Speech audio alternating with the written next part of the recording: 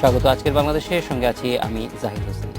3 city ভোটের 3 দিন অর্ধেক না যেতেই ফলের উত্তেজনার জল ঢেলে দেওয়া হলো, কারণ কারচুপির অভিযোগ এনে বিএনপি প্রার্থী প্রত্যাহার করে নিয়েছে। জাতীয় রাজনীতিতে আবার অনিশ্চয়তার পথে ফিরে গেল। এসব নিয়ে আজকের আলোচনা বর্জনের অর্জন। কথা বলতে আজ স্টুডিওতে আছেন সিনিয়র সাংবাদিক কাজী সিরাজ ও নাইমুল ইসলাম খান এবং ব্রতির প্রধান নির্বাহী কর্মকর্তা শারমিন মুর্শিদ। স্বাগত আপনাদের।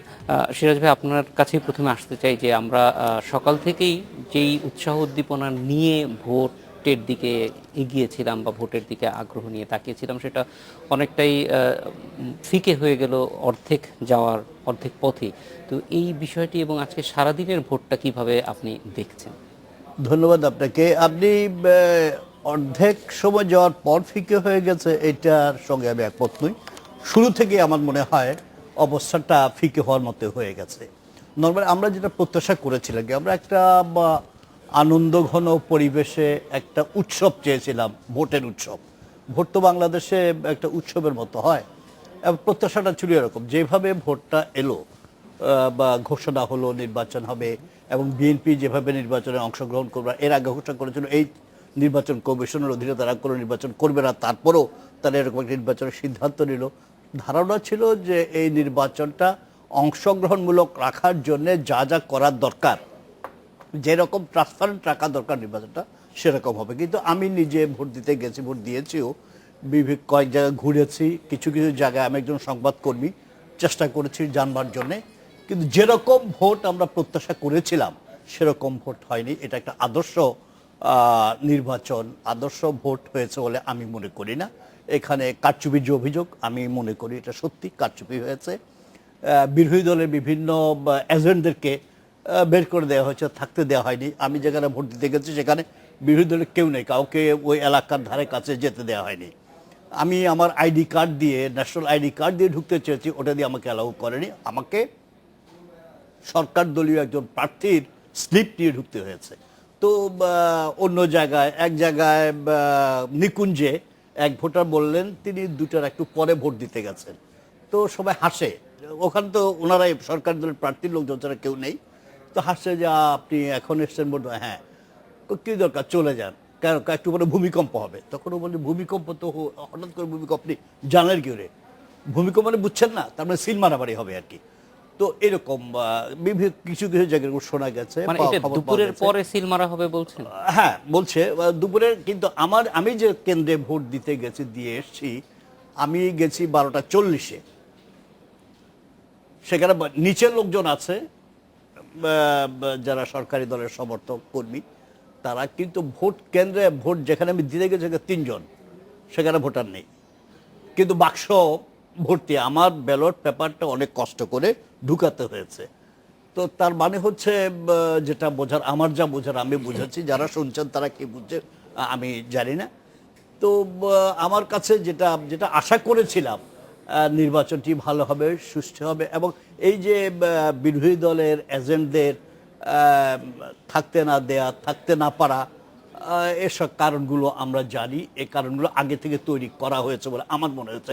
এখন যদি মিলাই আগে নির্বাচন কমিশনের ভূমিকা, বিভিন্ন দাবি দেওয়া, সেই প্রেক্ষিতে নির্বাচন কমিশন আচরণ, একবার এক এক রকম সিদ্ধান্ত, সব কিছু মিলে এখন মনে হয়েছে এইরকম একটি নির্বাচনের জন্যই প্রস্তুতিগুলো হয়েছে, এবং নির্বাচনটি জনগণের প্রত্যাশা, আমার অন্তত আমি যেভাবে চেয়েছিলাম একটা সুন্দর নির্বাচন, হার জিত তো আছে, যে কোনো লোক হারতে পারে, যে কোনো জিততে পারে, একটা সুন্দর নির্বাচন হবে। এবং এই নির্বাচনটাকে কেন্দ্র করে আমাদের দেশের রাজনীতির যে অসুস্থ একটা ধারা চালু হয়ে গেছিল 3 মাস, আমরা যে একটা অসহনীয় অবস্থার মধ্যে ছিলাম, সেখান থেকে বেরিয়ে আসবো, একটা স্বস্তির নিঃশ্বাস তো ফেলেছিল এই নির্বাচনের মধ্য দিয়ে। এবং আমরা মনে করেছিলাম যে এই সিটি নির্বাচনের মধ্য দিয়ে দুই পক্ষের কাছেই একটা এক্সিট বোধহয় তৈরি হলো, যে কোনো পক্ষই এক্সিটের একটা সুযোগ পেল। কিন্তু এখন যেটা মনে হচ্ছে যে যে আশাটা ছিল এই নির্বাচনের পরে আরও সুন্দর আরেকটা ভবিষ্যতের দিকে আমরা এগিয়ে যাব, আরও সুন্দর একটি পরিবেশ সৃষ্টি হবে। অর্থাৎ মানে আমি কাজী আকরামউদ্দিন আহমদ, FBCCI এর সভাপতি, উন্নত নির্ভর খালি FBCCI এর সভাপতি না, ওনার বিভিন্ন লিঙ্ক সোর্স, বিভিন্ন পাওয়ার সেন্টারের সাথে দেশ এবং বিদেশে। তো উনি তার বিভিন্ন থেকে উনি যেটা বলেছিলেন, this city election will be followed by our national election very soon. তো আমি এটাকে বিশ্বাস করি, আমি এটা গুরুত্ব দিয়ে বিবেচনা করেছিলাম যে হ্যাঁ, এই নির্বাচনের পরে একটা পর্যায়ে হারুক যে জিতুক, আমরা সহসায় আরেকটি অংশগ্রহণমূলক জাতীয় নির্বাচনের দিকে হয়তো যাব, এবং এরকম একটা অলিখিত অদৃশ্য উদ্যোগে অলিখিত একটা আন্ডারস্ট্যান্ডিং এর মধ্য দিয়ে বোধহয় এই নির্বাচনটা হলো। কিন্তু আমি হতাশ আজকে।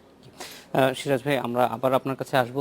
নাঈম ভাই, আপনার কাছে যাওয়ার আগে একটু শারমিন মুর্শিদের কাছে যেতে চাই যে নির্বাচনটি সিরাজ ভাই যেভাবে দেখেছেন, আপনি কিভাবে দেখলেন আজকে সারাদিনের নির্বাচনটি? কারণ নির্বাচন পর্যবেক্ষণ করাটার একটা বিশেষায়িত দৃষ্টি আপনারা ইতিমধ্যেই তৈরি করে ফেলেছেন। জি জি, ধন্যবাদ আপনাকে। নির্বাচনটি কেমন দেখলাম আজ? সকাল থেকে শুরু করে আমাদের 12টা টিম পুরো এলাকায় বিভক্ত হয়ে এলাকাটিকে আমরা 5 ভাগে ভাগ করেছি, এবং মোটামুটি একটা জিওগ্রাফিক্যাল স্প্রেড যেটা বলা হয় সেভাবে আমরা একটা স্যাম্পলিংয়ের মাধ্যমে আমরা কেন্দ্রগুলো যাচাই করার চেষ্টা করেছি। এবং প্রথম পর্যায়ে শুরুতে আমরা যে খবরগুলো পাচ্ছিলাম সেটা হচ্ছে যে বেশ শান্ত পরিবেশে নির্বাচনটি হচ্ছে, এবং তেমন কোনো ঘটনা ঘটেনি, তবে খুব ধীর গতিতে নির্বাচনটি এগোচ্ছে। এটা ছিল প্রাথমিক পর্যায়ের পরিবেশ, এবং সেখানে দু একটা জায়গায় যে অঘটন ঘটেনি তা না, সেটাও আমরা শুনতে পেয়েছি। যেমন সদরঘাটে সেই কলেজ স্কুলটা পাগল বোধহয় না, শুরিটোলাতে আমরা হ্যাঁ, কিছুটা দেখেছি, হ্যাঁ, এবং হ্যাঁ, কবি হ্যাঁ, নজরুল এবং সেখানে কতগুলো অপ্রীতিকর ঘটনা ঘটিয়ে সেই কেন্দ্রগুলোকে কিন্তু ডিসরাপ্ট করেছে, যেটাকে আমরা বলবো যে নির্বাচনের সুষ্ঠু পরিবেশটা নষ্ট হয়েছে, এবং ব্যালট পেপার ছিঁড়ে ফেলা হয়েছে ইত্যাদি ইত্যাদি।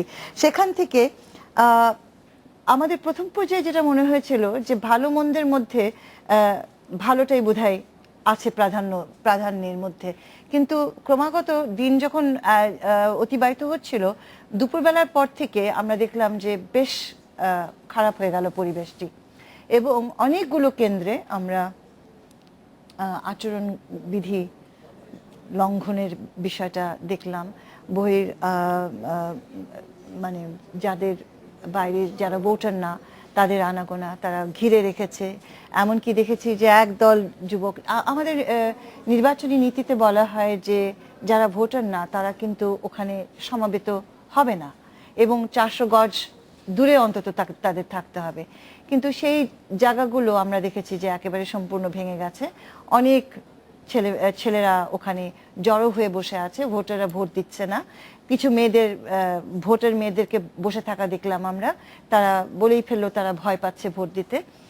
পরিবেশটা ছিল থমথমে, পরিবেশটা ছিল সুস্থও নয়, সুষ্ঠুও নয়। এবং আমার নিজের মানে আমি যে কটি জায়গায় গিয়েছি সেখানেও আমি কতগুলো সমস্যা দেখেছি, এবং বিভ্রান্ত প্রিজাইডিং অফিসারকে দেখেছি। সেখানে অনেকগুলো ছেলে এসে তার ভেতরে ঢুকে তার ব্যালট পেপারগুলো ছিলিয়ে নিয়ে চলে যাচ্ছিল। পুলিশ ধাওয়া করে সেটাকে উদ্ধার করে আবার ফিরিয়ে আনলো। ম্যাজিস্ট্রেট হাজির হলো, র্যাব হাজির হলো। ম্যাজিস্ট্রেট তাকে নির্দেশ দিল আপনি এইভাবে রিপোর্ট লিখে জমা দিন। আরেকটি এলাকায় আমরা দেখলাম একেবারে মানে এমনই শান্ত, আপনি বলতে পারেন শান্তপূর্ণ, কিন্তু এই শান্তপূর্ণ পরিবেশের মধ্যে স্বাভাবিকতা ছিল না।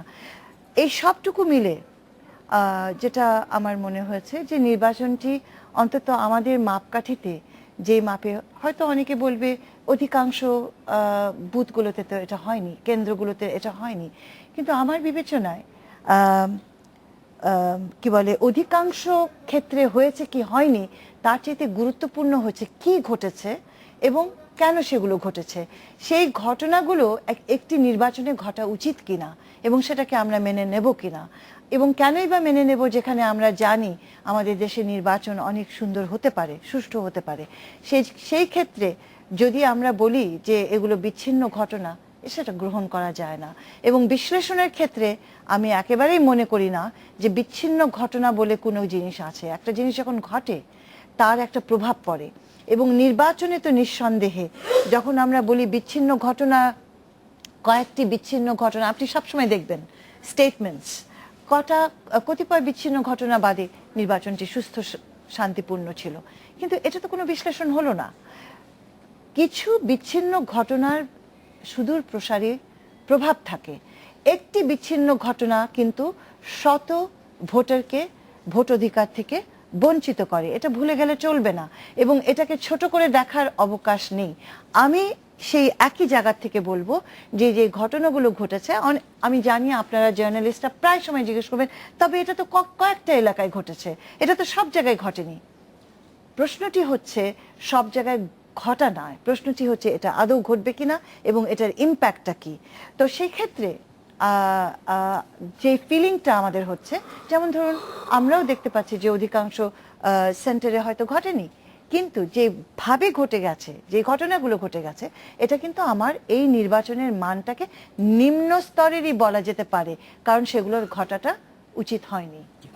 নাইম ভাই, যেই চিত্রটি আমরা পাচ্ছি সেই চিত্রটি যেখানে সবচেয়ে বেশি প্রশ্নবোধক মনে হচ্ছে সেটা হচ্ছে যে আমাদের আশা ছিল একটা ভালো নির্বাচন, মানদণ্ডের দিক থেকে নির্বাচনটি ভালো হয়নি, সেটি সিরাজ ভাইও বললেন, মুর্শিদ ভাইও বললেন, মুর্শিদ আপা বললেন।